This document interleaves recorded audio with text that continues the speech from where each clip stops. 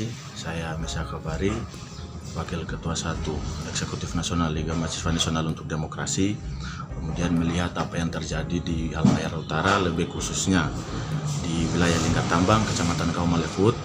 Kemudian apa yang dilakukan teman-teman mahasiswa, bahwa dengan berbagai macam kebijakan yang kemudian dikeluarkan oleh pihak PTNAM yang sangat diskriminatif terhadap mahasiswa dan rakyat pada umumnya, kemudian inilah menjadi dasar sehingga teman-teman mahasiswa melakukan gerakan.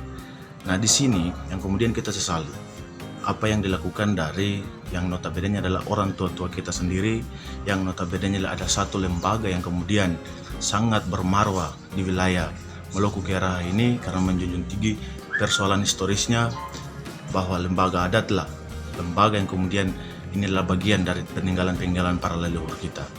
Nah, kita lihat dengan adanya gerakan mahasiswa, teman-teman mahasiswa kemudian dicekal oleh lembaga adat sendiri. Di sini saya menilai bahwa lembaga adat kemudian marwah adat sendiri hilang. Sedangkan kalau kita mau telusuri lebih jauh, hari ini semua organisasi adat, bahkan Aman pun sendiri, bagaimana berbondong-bondong agar supaya melawan regulasi-regulasi yang membuka ruang investasi besar-besarnya. Artinya menjaga hak ulayat, tanah ulayat yang ada di masing-masing wilayah adat itu sendiri. Tetapi ini berbanding terbalik, lembaga adat yang kemudian seharusnya menolak semua korporasi hingga menjaga wilayahnya, tetapi hari ini mendorong bahkan mendukung penuh perusahaan yang ada di lima kecamatan ini, yang notabene adalah di wilayah Kau atau di tanah adat suku Pagu sendiri. Nah, saya sebagai Wakil Ketua 1 Halmahera Pusat mengecam keras terhadap tindakan lembaga adat tersebut, dan kemudian saya berpesan kepada lembaga adat yang ada atau orang tua-tua kita bahwa janganlah kita terjebak pada politik yang kemudian dimainkan oleh pihak perusahaan, bagaimana memecah belah kita di bawah ini agar supaya kekuatan itu runtuh. Tetapi di sini saya mengajak semua elemen yang tergabung dari skala kecamatan, kabupaten, provinsi, bahkan nasional, mari kita sama-sama membangun persatuan, kebersamaan, karena gotong royong adalah identitas kita. Melawan, kita tidak anti asing, tetapi korporat yang kemudian menindas dan kemudian mendiskriminasi semua rakyat, kita lawan bersama. Saya pada prinsipnya hanya seperti itu. Kemudian bagaimana agar supaya ke depan, karena kita tahu bersama, kenapa saya mengatakan tadi apa itu adalah politik pecah belah. Kita ingat sebuah sejarah yang kemudian ketika Bung Karno di penjara, kemudian beliau menulis yang namanya Indonesia Menggugat. Di situ dia rangkaikan bagaimana politik imperial, yang satunya adalah divide et impera, yang notabene adalah bagaimana memecah belah bangsa. Mungkin itu penekanannya di situ poinnya.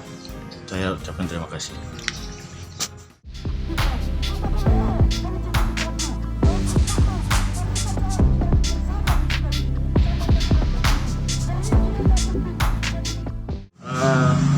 Soal aksi kemarin tuntutan ini soal apa?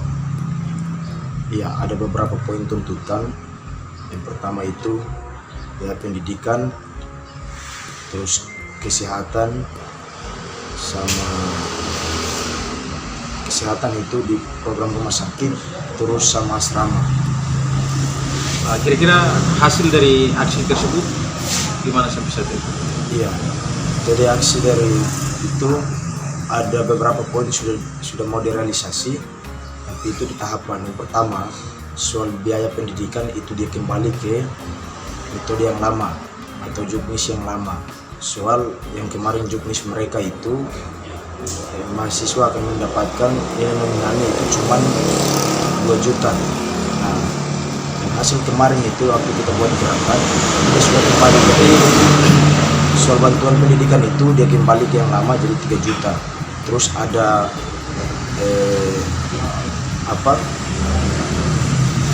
prestasi juga 4,5 juta. Jadi terus yang kedua soal rumah sakit.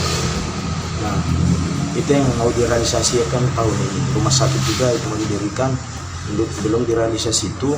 Soal asrama, dan ada beberapa poin tuntutan juga soal kepentingan desa, dalam hal ini budget desa. Kira-kira alasan belum direalisasi apa? Kalau untuk soal asrama itu memang tidak ada titik terang sama sekali, dan tidak ada penjelasan yang konkret ketika kita meminta bahwa adanya pendirian asrama. di beberapa kota studi mahasiswa lingkar Bandung. Ya. Kira-kira langkah ke depan? Langkah ke depan kita tetap mendorong dan untuk perencanaannya itu minggu depan kita akan membuat gerakan kembali. Harapannya seperti apa? Harapan kami semoga apa yang menjadi tuntutan kami itu bisa direalisasi.